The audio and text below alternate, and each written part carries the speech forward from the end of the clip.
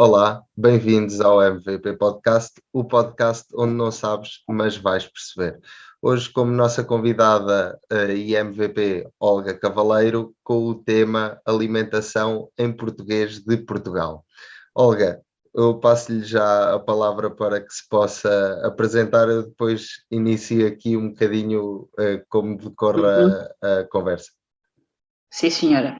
Então, boa tarde a todos. Eu sou Olga Cavaleiro, sou de Tentugal, nascida e criada em Tentugal, mas gosto de me apresentar como uma apaixonada pelo nosso Portugal gastronómico e, sobretudo, gosto de dizer que, apesar de ser Tentugal e do Baixo Mondego, cada pedacinho de Portugal me entusiasma, me apaixona pela paisagem, pelas pessoas, pelo aquilo que eu lá encontro e pela forma que eu sou recebida. Por isso, de facto, sou de Tentugal, concelho de Montemor, distrito de Coimbra, mas gosto de todos os bocadinhos do nosso Portugal. Que é que eu sou? Licenciada em Sociologia, mas com mestrado em História da Alimentação, com muita investigação na área, dou aulas, estou ligada à doçaria de Tentugal por questões familiares, estou ligada também, ou estive ligada às confrarias e gosto muito de trabalhar a alimentação, o tema da alimentação, das cozinhas regionais, adoro escrever sobre gastronomia e sobre o resto, mas de facto escrever é um bocadinho a forma como eu também respiro e aquilo que me define mais concretamente, apesar de haver uma regra na minha vida, ou apesar de haver ordem e apesar de eu sentir que também de alguma forma tenho organização, o meu lema é viver sem manual de instruções, ou seja, iniciar a viagem e depois logo se vê o que é que a viagem me traz. E é exatamente isso, é uma metáfora para a minha vida, mas é isso mesmo. Viajar, ir por aí e não escolher o caminho pré-definido, mas deixar-me surpreender. Ótimo, ótimo. E já aqui com uma excelente mensagem. Olga, eu começaria por aqui pela gastronomia portuguesa. Como é que se define a nossa gastronomia em primeiro lugar? Vê-se cada vez mais a popularidade a crescer daquilo que é a gastronomia e temos cada vez chefes mais premiados. Onde é que fica aqui o espaço para aquilo que é o regional e aquilo que é típico? Bom, essa é de facto uma questão que tem absorvido muitos dos pensadores da área nos últimos tempos, porque de facto nós, se até há 2, 3 anos vivíamos a grandiosidade da cozinha portuguesa ou da gastronomia portuguesa enquanto domínio, digamos assim, enquanto bandeira de um conjunto de cozinheiros que tinham e têm uma grande expressão no panorama gastronómico, mas hoje sente-se que houve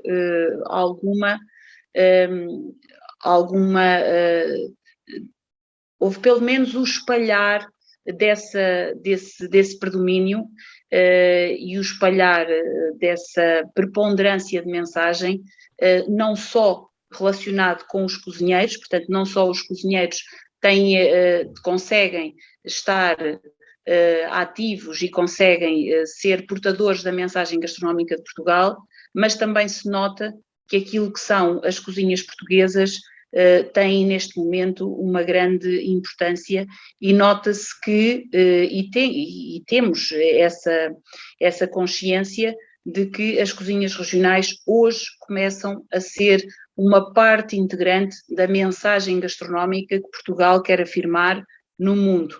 Nós até há 3 anos atrás, talvez, essa parte do regionalismo, daquilo que são as receitas mais ligadas à cultura popular, estavam de certa forma ocultas, enfim, não era uma mensagem que se quisesse muito passar quando se falava de promoção gastronómica de Portugal, não eram essas as receitas que as pessoas iam buscar, não eram. Hoje já não é assim. Hoje, ao lado de grandes chefes nacionais, que estão muito relacionados com a alta cozinha e com aquilo que é o trabalhar da cozinha portuguesa, e muito ligado também, por exemplo, ao fine dining, aos restaurantes Estrela Michelin, aos que são distinguidos pelas variadíssimas plataformas que nós temos. Hoje já se nota que é um orgulho falar do leitão, é um orgulho falar da chanfana, é um orgulho falar da cabidela, é um orgulho falar da açorda, e estamos a falar de pratos que até há bem pouco tempo não tinham de facto grande expressão. Portanto, eu atrevo-me a dizer que houve uma certa migração da ideia da cozinha regional para aquilo que é a mensagem gastronómica que se quer passar de Portugal. E, portanto, hoje, sem qualquer complexo de regionalismo, sem qualquer complexo de provincianismo, não é? Antes dizia-se, tu és um provinciano, só gostas de comer sopa e feijoada e caldeirada e não sei o quê. Hoje, dizer que se come uma caldeirada ou dizer que se come uma sopa de cação, meu Deus, parece que nós fomos aí a um restaurante fine dining, não é? Mas não. Portanto, há aqui uma maior cumplicidade e uma mensagem promíscua no sentido positivo. Portanto, passou e os grandes cozinheiros, hoje, aquilo que eu sinto também, procuram esse tal conteúdo regional. Isso é uma coisa muito boa, o que significa que, e respondendo à tua questão, de facto, hoje a cozinha regional consegue afirmar-se, consegue também desenvolver-se, porque também temos que ter consciência que para além da matriz as coisas também se vão desenvolvendo, e consegue ter uma mensagem muito positiva. Portanto, eu hoje acho que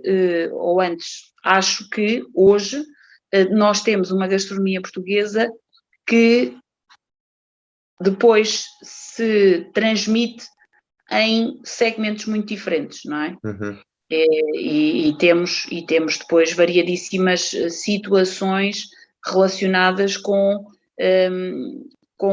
vários conteúdos gastronómicos, do regional à alta cozinha, não é? Da cultura popular depois à alta cozinha, mas todos eles são válidos e hoje começamos a ter um bocadinho uma ideia mais democrática da gastronomia, o que também é bom. E aqui, como é que é recebido depois também um bocadinho esta inovação por parte das confrarias? Nós sabemos que as confrarias, então, tentam manter o produto como ele é, não é? A gastronomia como ela é tipicamente pela história, e vê-se muito inovar nos cozinheiros, nos chefes de alta cozinha. Como é que este processo é recebido?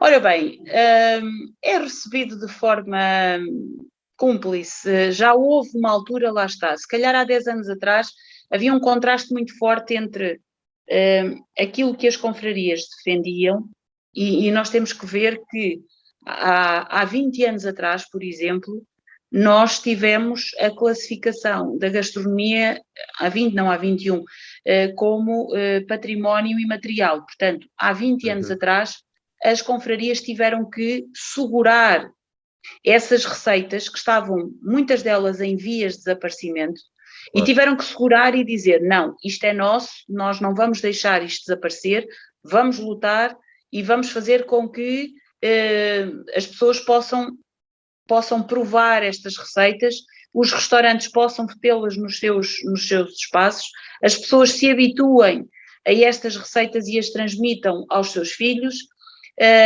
e temos que levar esta mensagem gastronómica até ao mais alto nível. Portanto, até ser reconhecida como cultura, ser reconhecida como ponto importante da nossa economia, etc. E isto era o que acontecia há cerca de 20 anos atrás, há 10 anos atrás.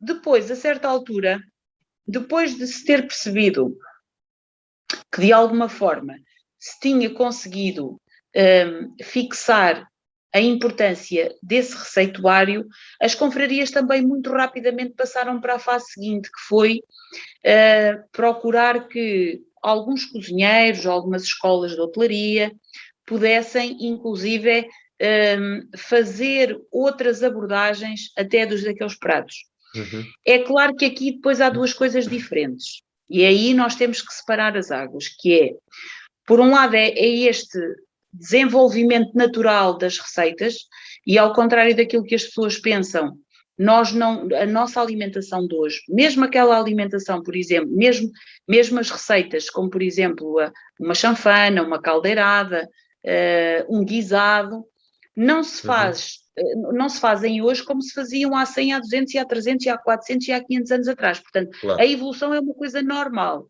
E, portanto, aquilo que as confrarias fizeram foi, de algum modo, pegar em algum desse receituário e poder primeiro fixá-lo e dizer isto é assim, esta é a receita, não se fala da receita original, porque nós não sabemos qual é a receita original, a receita original pode ser uma que tenha, por exemplo, tenha sido trazida pelos árabes, ou tenha sido trazida pelos romanos, ou pelos visigodos, nós não sabemos. Exatamente. Portanto, agora, mas o que as confrarias fizeram inicialmente foi agarrar a receita e dizer, caracteriza-se hoje, nesta altura, não é de sempre, nesta altura ela caracteriza-se por estes ingredientes, por este saber fazer, tem esta contextualização histórica e conta-se desta maneira.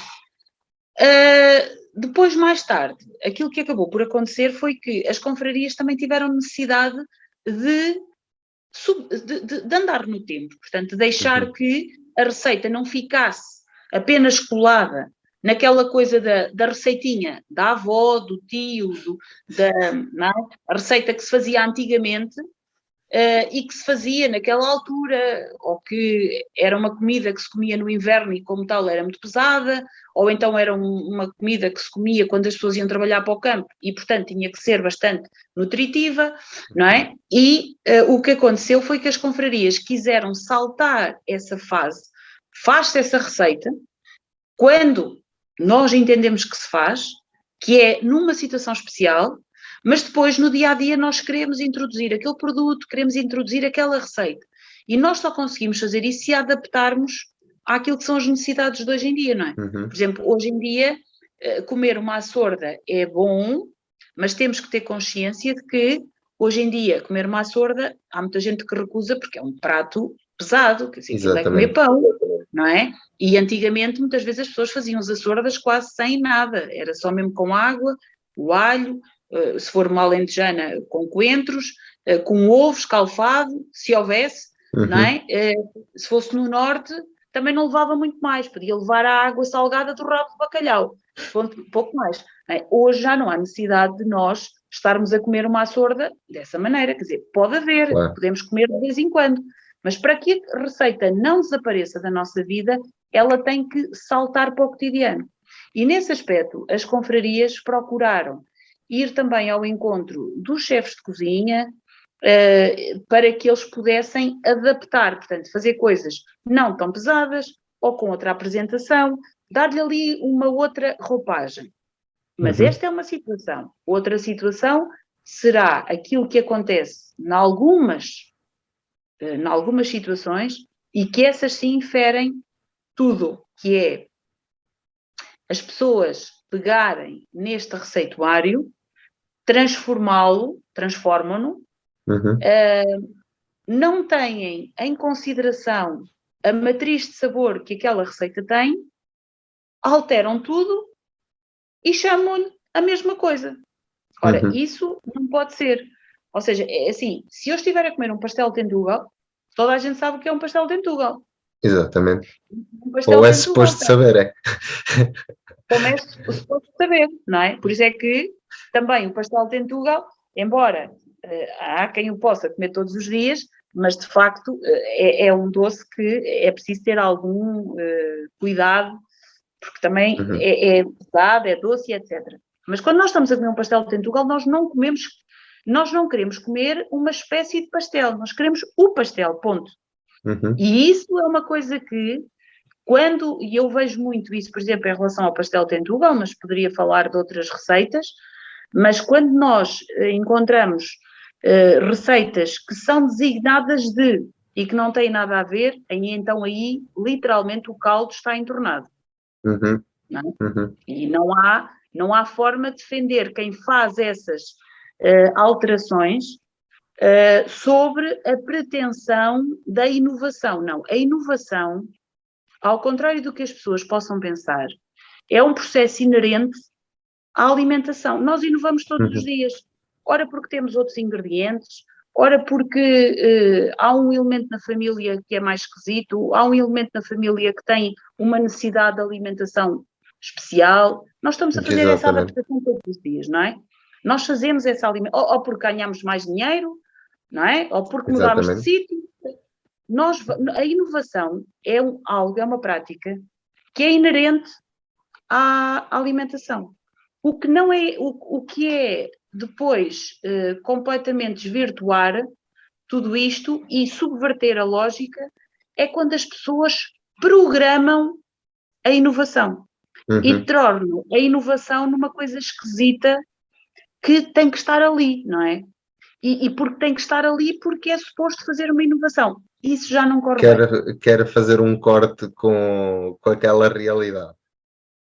Exatamente, pronto. E isso aí já é uma coisa que eu acho que tem que se entender o espírito da receita, tem que se entender o espírito da cozinha portuguesa para verdadeiramente conseguir fazer uma evolução. Uhum. Aqueles que fazem uma inovação programada ou uma inovação porque tem que ser, nunca corre bem. E, Afonso, basta recordar, eu costumo fazer um exercício com os meus alunos que é o seguinte, mando-os todos fechar os olhos Uhum. e depois digo-lhes para eles me referirem quais são as últimas, quais são as impressões. Se eu lhes falar de cozinha, de comida, de alimentação, eu quero que eles me comecem a dizer os sabores, o que lhe vem à cabeça. Os sabores, Uhum. as palavras, as emoções, tudo. E nós chegamos a uma conclusão muito interessante. É que é muito mais rápido eles lembrarem-se, mas mesmo muito mais, e parece que não ficam sem palavras, parece que aquilo tem ali muita coisa para dizer, quando estão a falar do que é que comeram em casa da avó, o que é que comeram em casa da Uhum. mãe, o que é que comeram no último domingo, com os primos e com os tios, o que é que Exatamente. comem, não é? Parece que tem tudo para dizer e tem tudo na ponta da língua e nós estamos a imaginar aqueles sabores. Quando se trata de descrever esses tais experiências, que é outra coisa incrível, que é assim, nós não temos experiências gastronómicas.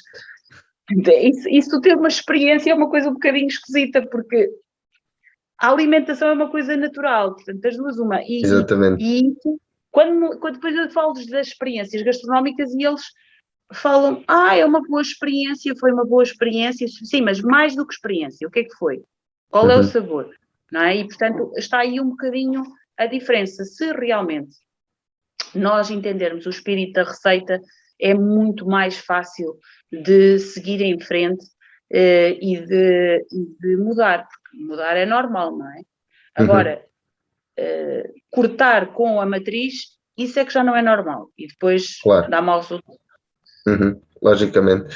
E aqui também uma outra questão que parece-me a mim que acontece, que é quando efetivamente há um respeito pela receita, automaticamente, não só pela receita, mas pela gastronomia, pela culinária em si, há também um maior respeito pelo próprio produto.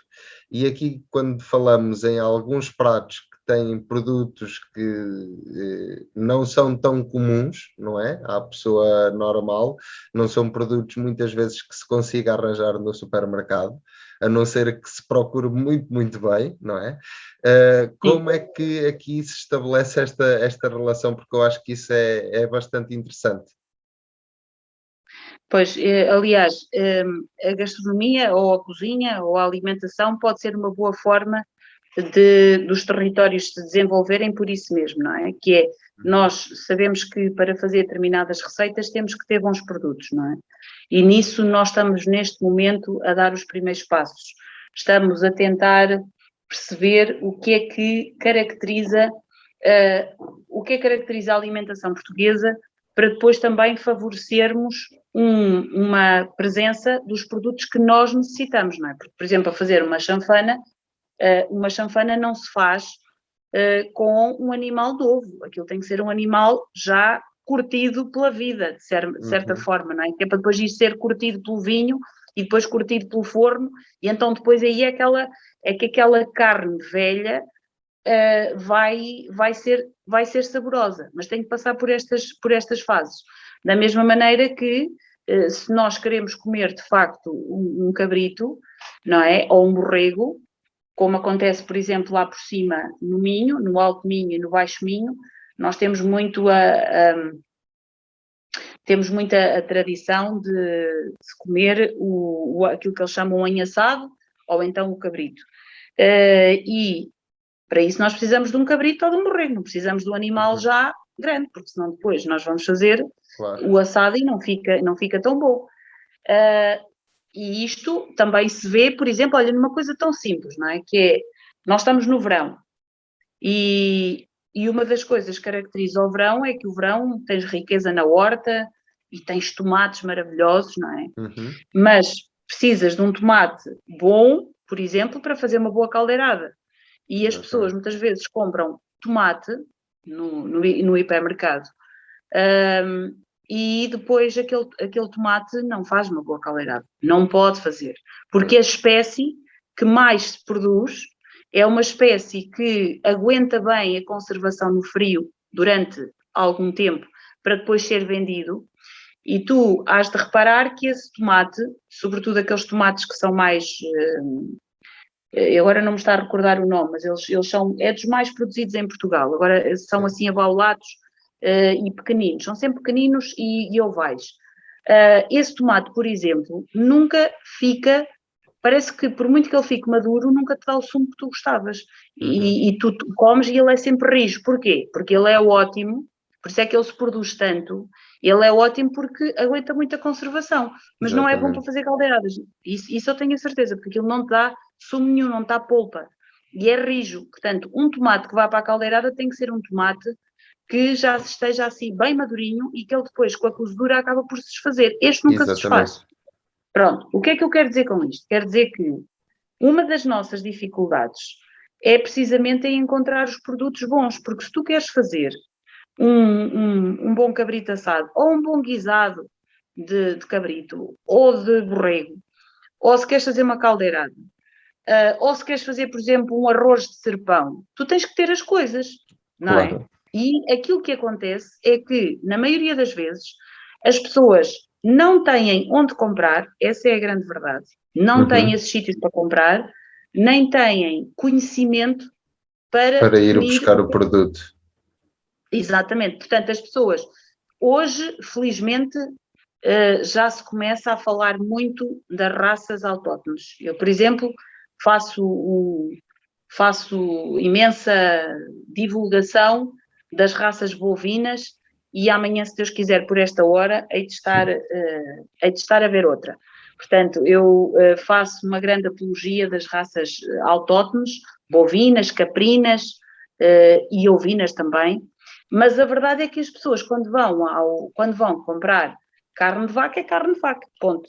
Exatamente, não interessa da vaca, ou qual vaca é que é. Sabem. Exatamente, não sabem que uma marinhoa tem características diferentes da barrosã e que a barrosã para a aroquesa também já é diferente, e se for um touro bravo ainda mais diferente é, e as pessoas muitas vezes estão a comer, não estão sequer, estão só mesmo a encher o estômago. A encher o estômago. Elas não sabem, e isto é válido para as raças bovinas ou quaisquer umas, é válido, muito válido para os peixes, portanto é uma tristeza que nós, portugueses, tenhamos tanta costa e comes se calhar mais peixe da aquacultura do que propriamente peixe da costa. E quando comes peixe da costa, comes quase sempre a mesma coisa. não é? Exatamente. Que é a sardinha, o carapau, a cavala, o polvo e a pescada. E nós temos imensos, não é? Exatamente. Falta cultura gastronómica. Portanto, as pessoas não sabem o que comprar. Se calhar chegam à peixaria e veem um peixe, mas não sabem sequer cozinhá-lo. E esse é um problema. E isto depois vira-se para uma coisa tão simples como, por exemplo, os tomates. Eu insisto na questão do tomate, porque nós temos. Porque é que o tomate que chega a Portugal, chega à Península Ibérica no século XVI, vindo do México, portanto, os espanhóis é que trazem esta coisa maravilhosa que em Itália se chama pomodoro, porque aquilo era um fruto de ouro, porque o Exatamente. tomate é maravilhoso, não é? Nós temos alguma resistência em inserir o tomate na nossa alimentação, mas depois transformamos, neste momento, nós somos um dos maiores produtores da Europa. Se nós formos ver as estatísticas europeias, até mundiais, nós estamos entre os principais da Europa. Portanto, nós temos um clima maravilhoso para esta coisa chamada tomate. O que Exatamente. é que nós fazemos? Não é? O que é que nós fazemos? Em vez de cultivarmos um tomate que nos poderia tornar diferenciadores e oferecer bom ao português, nós produzimos em maior escala um tomate que é duro por natureza, portanto é sempre rijoinho, que é para não apodrecer, nem dar o ar de estar mole, Claro. e tem pouca polpa. Portanto, se calhar as pessoas que não sabem compram aquele tomate a fazer a caldeirada, a coisa não corre assim muito bem, não é? É capaz de não dar bom resultado, não. Não dá e nesse aspecto falta ainda fazer muita coisa. Também através da...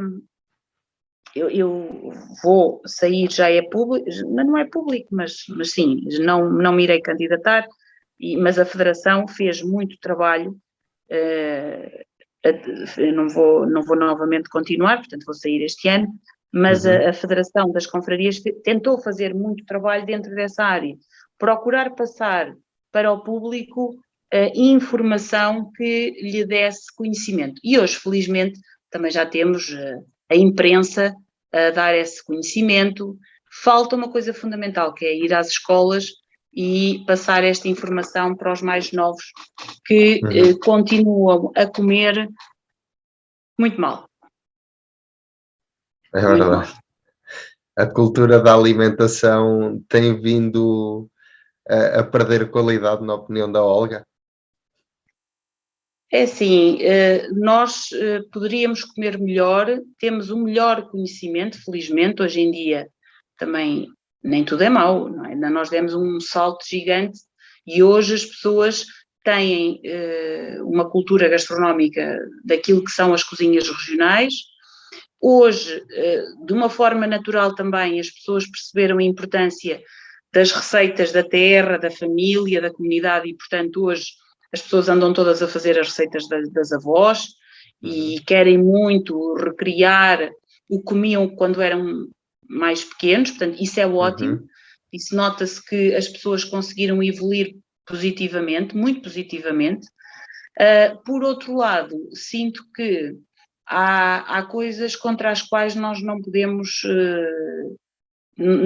ter uma perspectiva tão positiva, que é os nossos jovens e crianças alimentam-se muito mal porque as cantinas são fornecidas com o piorzinho que pode haver, são empresas habitualmente e a comida é execrável, quer dizer, até do ponto de vista do sabor houve uma diminuição dessa qualidade e, por outro lado, ainda não estamos na fase em que começamos a ser exigentes com a qualidade dos produtos. Fala-se muito da sustentabilidade, fala-se muito dos produtos endógenos, mas isso é uma conversa muito bonita para preencher candidaturas, não tanto que as pessoas de facto tenham essa visão no dia a dia e volto a dizer, muitas vezes não a têm porque não sabem.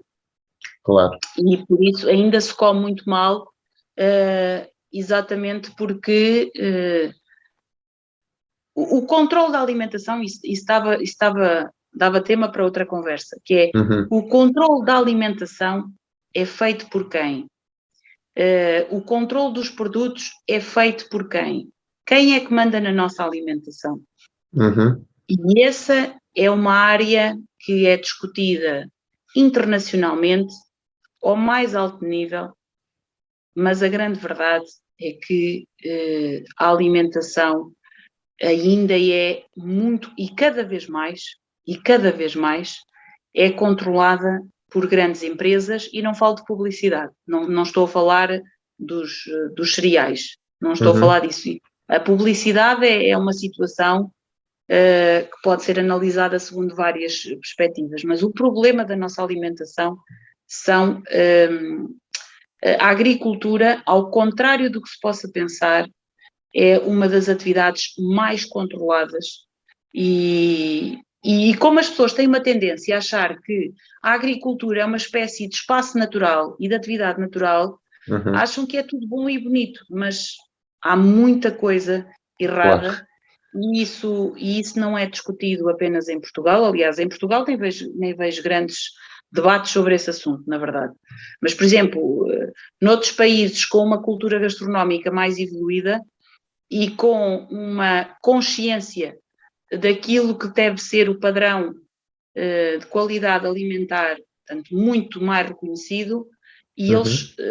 e eles debatem muito estas questões. E nós ainda não nos atrevemos a fazer a passagem para esse debate. E, portanto, ainda andamos aqui muito envolvidos no folclore da cozinha. Uhum. Mas a cozinha é, no passado como agora e como há de ser no futuro, uma forma também de controlar o povo, não é? E a forma Exatamente. como se alimenta e, portanto, isto é outra questão. Agora, numa era muito, muito digital, em que cada vez mais a gastronomia ganha aqui força, onde é que Portugal se compara e onde é que a gastronomia portuguesa se compara com os grandes países do mundo, não é? Sabemos que existe logo como referência a grande cozinha francesa, a grande cozinha italiana, vamos por aí fora e por todo o mundo há grandes pontos de referência em relação à gastronomia. Onde é que a Olga acha que está Portugal? Bem, Portugal neste momento já está numa posição de maior reconhecimento, sem dúvida, aquilo que tem sido feito nos últimos anos. Portanto, a gastronomia virou moda, não é? Uhum. E é uma espécie de remédio quase para todos os males, não é? E fazia parte da estratégia turística de Portugal. E eu sentia, também enquanto dirigente e enquanto pessoa que anda nessas vidas, sentia que havia um investimento por parte dos poderes públicos para fazer o alargar da mensagem, o disseminar da mensagem associada à cultura gastronómica portuguesa. E, portanto, eu acho que muita coisa de facto foi feita e nós conseguimos ultrapassar aqui um patamar muito, muito musculado e nós neste momento já somos reconhecidos como uma cozinha diferenciadora, portanto sempre, e por acaso é interessante essa tua questão, porque nós se calhar até há 20 anos atrás vivíamos aqui um bocadinho na sombra da gastronomia francesa, isso até se notava, Sim. eu falarei europeia, mas sim, francesa, até se notava, por exemplo, nas designações que as pessoas davam às receitas, nas técnicas utilizadas, nos empratamentos e etc. A questão é que nós conseguimos evoluir muito rapidamente e da mesma medida que, por exemplo, em França, o debate das cozinhas regionais também se fez e eles também viraram as suas atenções, mas a história de França é um bocadinho diferente porque eles começaram muito mais cedo. Mas de qualquer forma, essa também era uma questão que eles agora vinham a fazer. E nós conseguimos apanhar esta onda e conseguimos uma afirmação muito, muito interessante da nossa cozinha lá fora. E na Europa, conjuntamente também com outras questões muito relacionadas com toda a explosão de imagem que nós tivemos nos anos anteriores, também na Europa nós tornámos numa espécie de tesouro por descobrir, não é? Uma Uhum. espécie de vai-se para Portugal e ainda se tem a senhora de lenço na cabeça andar atrás do rebanho, ela ainda fala com o sotaque da terra, e recebe-nos em sua casa e oferece-nos isto, portanto, o bom receber. Portanto, Portugal começou a ser visto como um sítio que ainda tem uma genuinidade e uma autenticidade muito forte no que diz respeito à preservação dos hábitos e das práticas, por exemplo, da agricultura, da pastorícia, as boas praias selvagens, quase sem ninguém, para além do Algarve, que é o que sabe, e também o sítio onde nós conseguimos provar coisas muito diferentes e muito relacionadas com a terra. Portanto, eu acho que nós demos um salto enorme e tornámos-nos numa espécie de exemplo na Europa, tornámos uma espécie de exemplo daquilo que é o regionalismo, porque isto é por modas e por tendências, obviamente. Claro. Nós passámos da tendência da globalização, não é? A globalização, portanto, há 20 anos andámos todos a falar de globalização e de como nós comemos agora tudo em todos os sítios, portanto eu posso comer em Coimbra, em Lisboa e no Porto o sushi e o kebab e a comida italiana e portanto somos todos muito cosmopolitas e depois passamos para outra fase que é, não, eu agora quero é comer a cabidela e os caracóis e essas coisas assim, e portanto e houve aqui uma mudança de registro e nós afirmámos sem sombra de dúvida, não tenho qualquer dúvida em afirmar que nós, a par de outros países europeus do sul da Europa, transformámos numa espécie de pérola e de tesouro por descobrir. E neste momento, se calhar em termos de identidade, que isso é uma coisa muito importante para a afirmação, nós estamos ao nível, ou estamos a aproximar, não é? Estamos a aproximar, se calhar, não estamos bem ao nível, mas estamos a aproximar, por exemplo, do que aconteceu no México, por exemplo, porque o México tem uma riqueza, uma biodiversidade enorme e eles começaram a pegar muito naquilo que era a cozinha mexicana e com resultados extraordinários e, portanto, estes regionalismos, estas diferenciações, as singularidades dos próprios países neste momento são tendência. Portanto, claro. Nós conseguimos captar a atenção também por sermos uma coisa completamente diferente, não é? Quer dizer, claro. nós ainda comemos os enchidos, ainda temos, por exemplo, em Inglaterra, se quiseres fazer um enchido com sangue, não tens, o sangue já só lá desidratado. Exatamente. Nós ainda temos os enchidozinhos e o presunto, não é? Exatamente. Que, por muito que faça mal, porque tem o sal, ou então porque é fumado, ou não isto ou aquilo, mas não interessa, nós gostamos e comemos, não é? E é uma questão muito interessante aqui a capacidade que o turismo gastronómico tem trazer pessoas a sítios completamente remotos em Portugal às vezes e às vezes ouvimos falar de pessoas que vão especificamente ao Piódão, por exemplo, porque querem comer a chanfana naquela aldeia em específico, pela paisagem não só, mas pelo prato em si. E o potencial que isso traz económico também ao nosso país, não é? É verdade. Nós ainda estamos a descobrir como fazer turismo gastronómico, como o desenvolver, e ainda estamos mesmo só a aprender, porque o turismo gastronómico que se faz em Portugal ainda é muito dentro da base ir comer, mas o turismo gastronómico é muito mais do que isso. Os vinhos já conseguiram dar o salto, a gastronomia ainda não. Mas realmente é exatamente isso que tu disseste, é ir a Peniche e sabermos que vamos comer uma caldeirada, não é? É saber que vamos atrás dos montes e que vamos comer um botel, ou que vamos comer um cozido, ou que vamos comer uma feijoada, ou que vamos comer uma sopa de unto. E porquê é que estamos a comer uma sopa de unto ali? Não é? Ou então porque é que nós vamos a Guimarães, que é um sítio lindo, mesmo de morrer do ponto de vista do património construído, e depois vamos lá e vamos comer umas tortas de Guimarães. Então aí, estamos a comer a torta de Guimarães e a certa altura, mas isto tem banha, esta massa tem banha, é uma coisa doce e tem banha.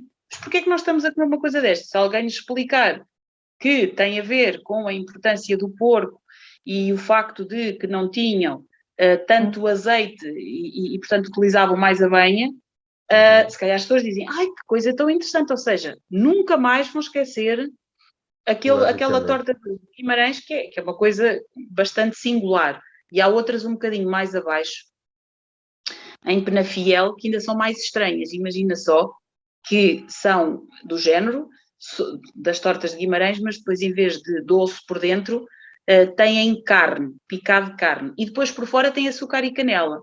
Aquilo é uma coisa impressionante, muito boas, mas tu precisas compreender este contexto, estás a ver? E nós ainda precisamos descobrir estas linhas. E sobre isso, olha, sobre isso era outra conversa, porque realmente há muitas linhas a atravessar muitas linhas a atravessar em Portugal, mas ainda não estão visíveis para ir para o resto do pessoal.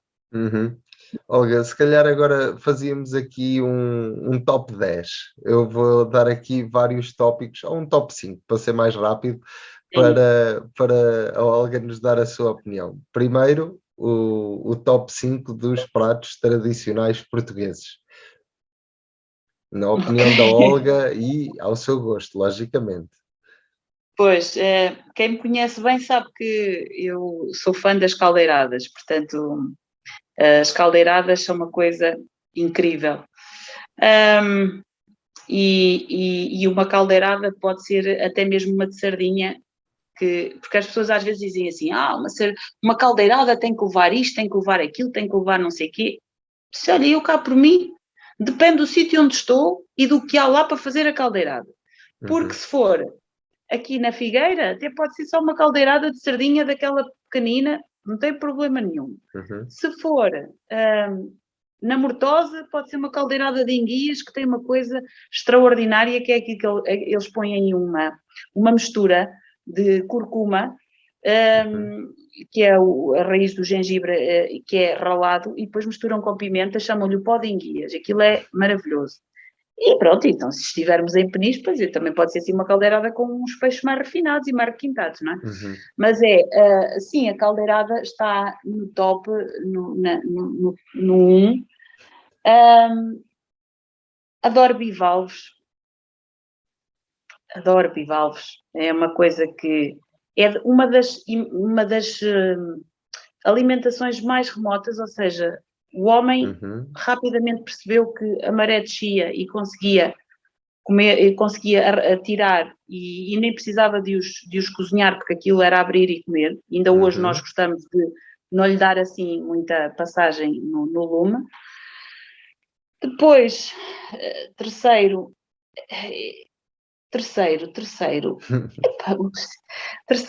tem que ser o cozido, pois evidente, porque há tantos, e nós conseguimos comer um cozido em Tavira, que é completamente diferente de um cozido, por exemplo, minhoto ou transmontano, e o cozido de Tavira tem uma coisa extraordinária, que quando eu comi aquilo fiquei assim, meu Deus, tem lá uma pera no meio, era uma forma de aproveitar a pera, assim uma coisa que não se comia, porque eram pequeninas, rijas, adstringentes, cruas, e portanto punham para dentro da panela e assim sempre alimentavam.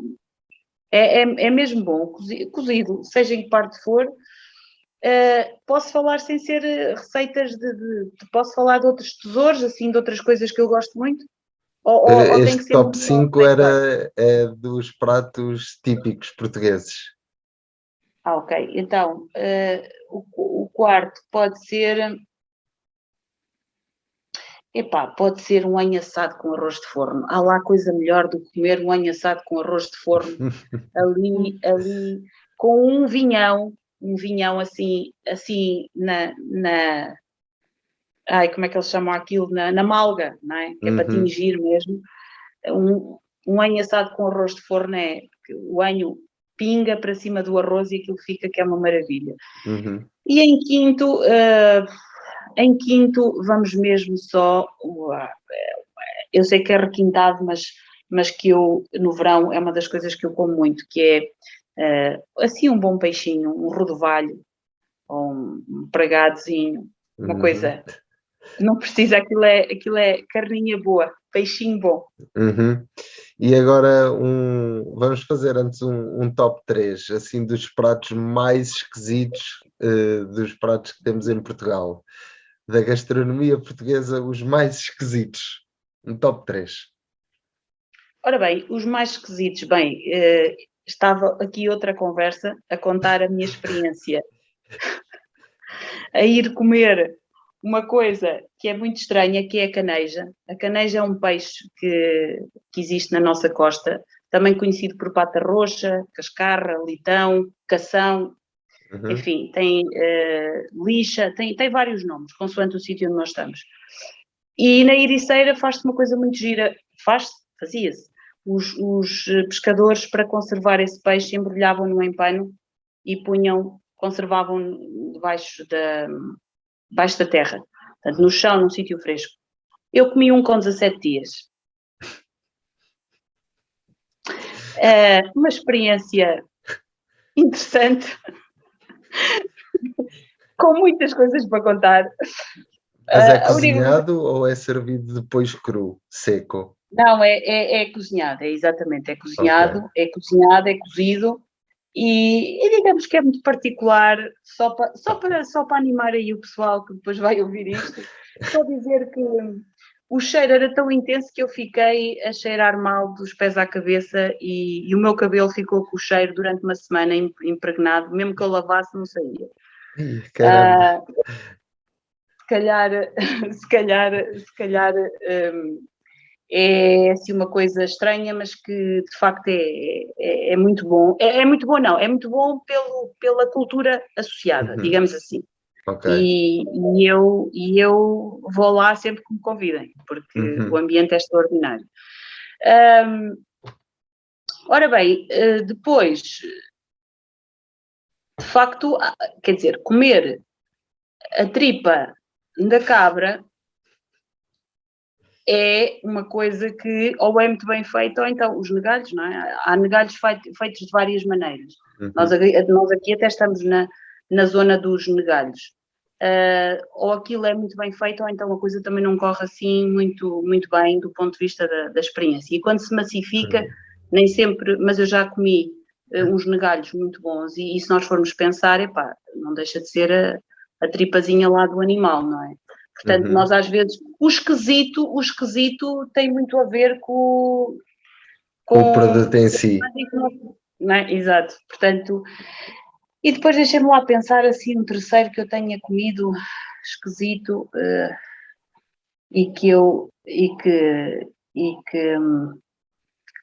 quer dizer, o botelo, ou que, por exemplo, ali pelo Sabugal tem outro nome que chamam-lhe o bucho, ou mais acima chamam-lhe os chouriços de ossos. É um bocado estranho, nós estamos a comer bocados do rabo, bocados de todas as partes que não interessavam no porco para mais nada, não é? E, portanto, quando nós comemos aquilo, temos que assumir que estamos a comer uma coisa boa, porque lá está o tempero, faz tudo bom, mas... é questionável, é questionável. É questionável. Ou então ainda tenho outra, que é a raia fumada, a raia seca. Bem, a raia seca é também interessante. É interessante também. É interessante. É uma questão de provarem, Mas eu faço uma coisa, eu já tive assim muitas experiências esquisitas, por acaso estava-me a tentar lembrar, porque as pessoas já sabem mesmo que eu provo sempre tudo, mesmo que seja assim, uma coisa estapafúrdia, tipo um filhós feito com sangue de porco. Isso Porquê? mesmo. Porque é a minha questão em primeiro lugar.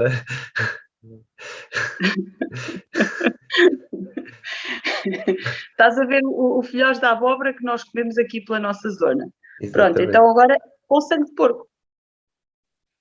Eu continuo com a mesma questão, porquê?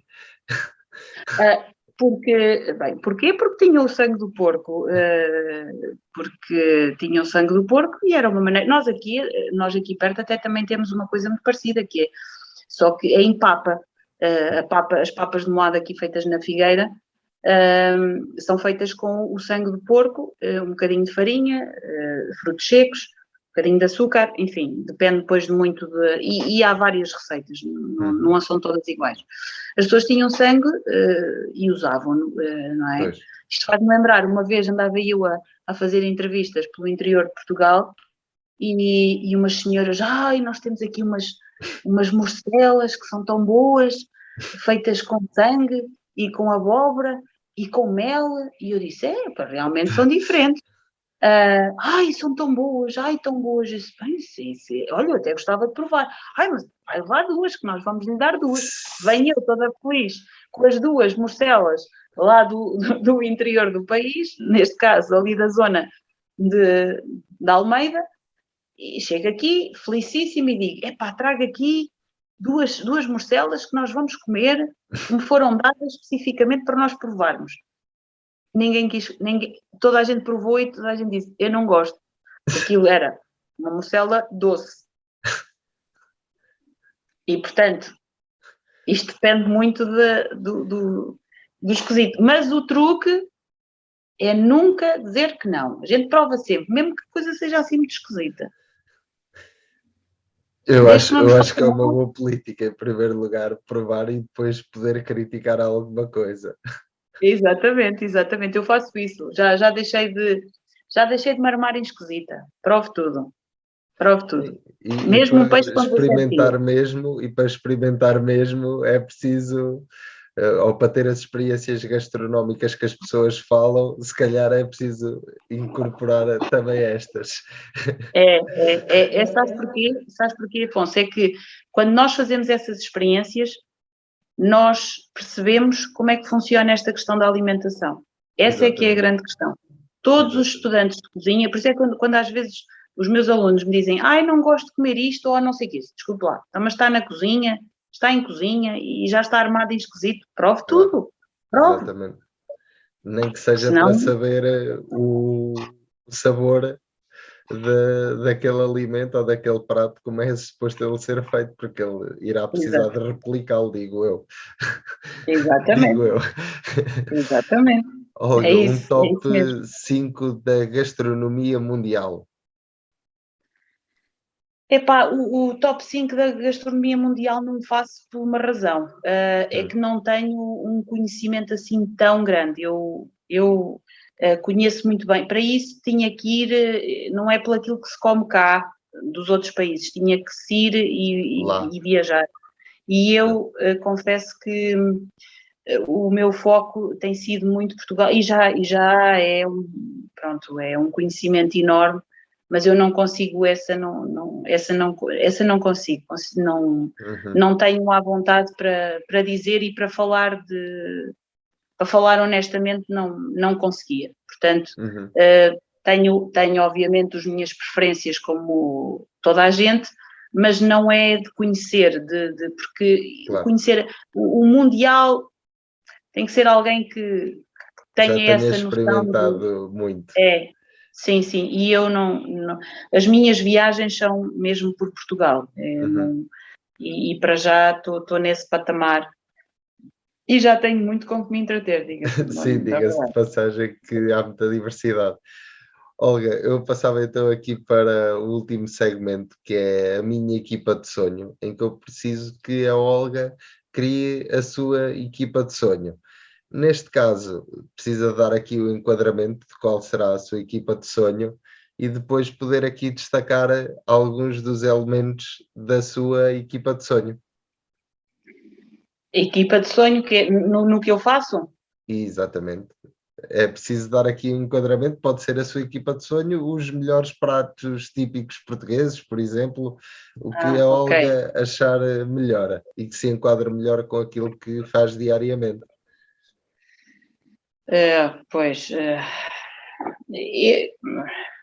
Ora bem, a minha equipa de sonho, bem, para já, eu acho que já tenho a minha equipa de sonho, não é? Portanto, tenho, falando mesmo em equipa, tenho, em termos profissionais, tenho gente a trabalhar comigo extraordinária, que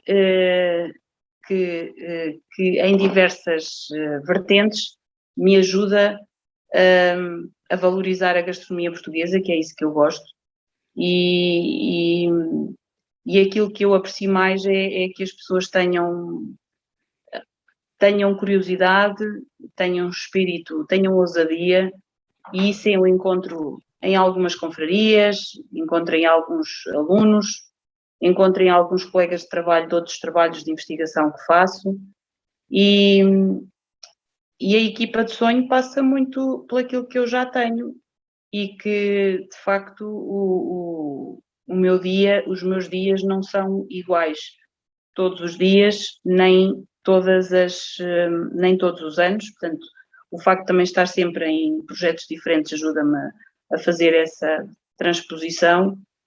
E depois aquilo que eu sinto em termos, até indo um bocadinho ao encontro daquilo que tu estás a dizer, não sei se estou a responder ao que tu querias, porque Sim, à a equipa vontade. de sonho é, como já falei dos pratos, acho que não vou repetir por aí, mas ajuda-me a conhecer cada vez mais, e uma das coisas que nós temos que, quando estamos a conhecer, é não ter preconceito. Nós não podemos partir para o conhecimento com nenhum tipo de preconceito. E o facto de eu ter esta gente muito diversificada, norte, sul, e de ter gente ao meu lado com muita garra, sinto que cada vez aprendo mais e cada vez consigo gerar mais conhecimento com eles, comigo, e conseguimos descobrir cada vez mais e trazer ao de cima muita desta gastronomia que estava praticamente. Eu vou falar de um exemplo que para mim entra muito nos tops todos, e até pela forma como, por exemplo, quando eu dou aulas de cultura gastronómica portuguesa, falo sempre deles, que é, por exemplo, a pera passa de Viseu aos presuntinhos de Viseu, são um exemplar da nossa cultura gastronómica. Não sei se conheces, são assim umas peras, são umas peras que elas estiveram praticamente em vias de extinção. E eu tenho falado, eu dou aulas em vários sítios e falo sempre das peras passa, e hoje, incrível, já há uma empresa que as produz, já há várias pessoas que tinham deixado de fazer e voltaram a fazer, e hoje já há muita gente. Ainda no outro dia, um restaurante aqui da zona levou a pera passa à televisão. E nós fizemos esse esforço inicial, foi resgatar a pera passa do esquecimento, que ela estava perfeitamente. Nós queríamos pera passa e não conseguíamos. E eu lembro-me que, aí há 3 anos, houve uma aluna minha que no último dia de aulas quis-me oferecer um saquinho de peras passa, que tinha sido a avó a fazer. Daquilo é uma coisa que é muito difícil de fazer, tem ali um saber fazer muito, muito complexo, e é mais para o interior do país.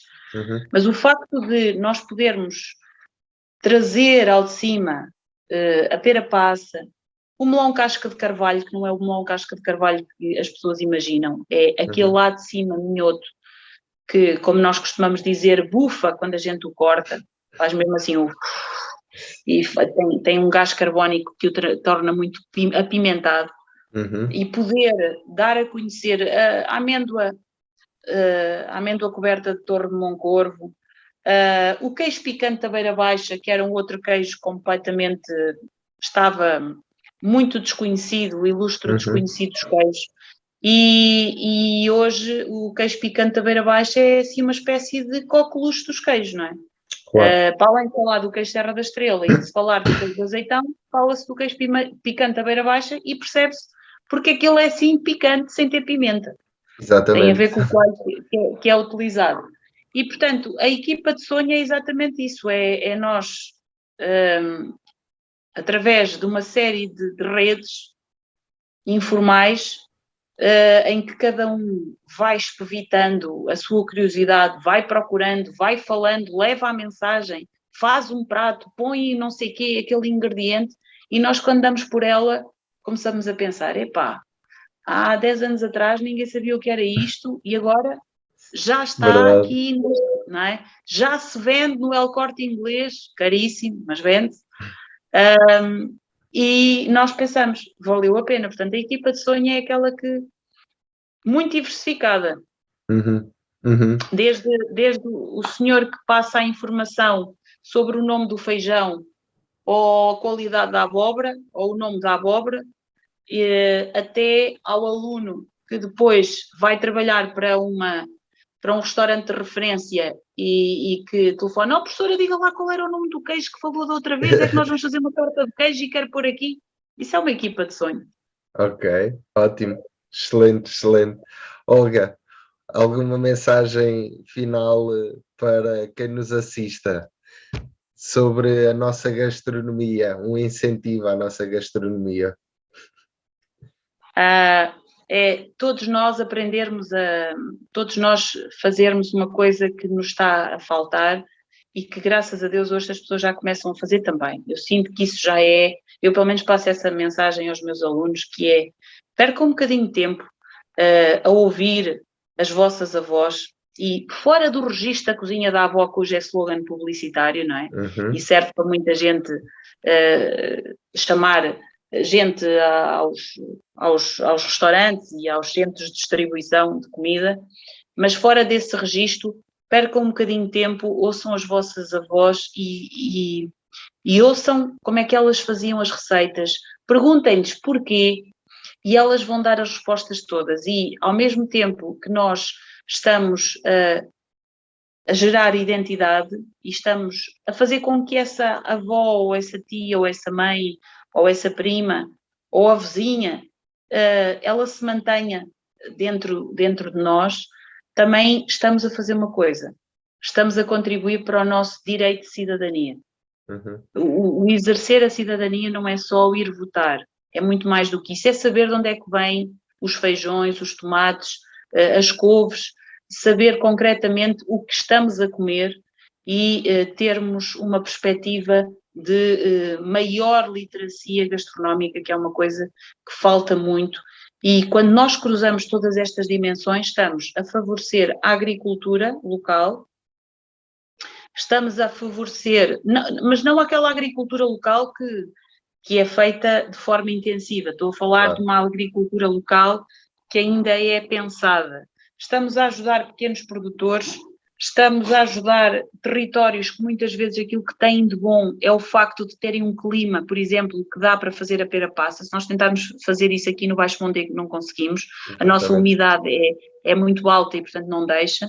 E estamos a ajudar as pessoas. Portanto, interrogarmos aquilo que comemos e pensarmos que naquilo que comemos poderemos pôr o sabor que sempre lhe reconhecemos, vamos perceber que comer vai ser muito mais do que uma dita experiência gastronómica. Vai ser algo que nos toca a alma e que faz com que a família se reúna, que faz com que a comunidade se reúna, porque se vocês repararem, quando a família está junta e quando a comunidade está junta, há comida boa.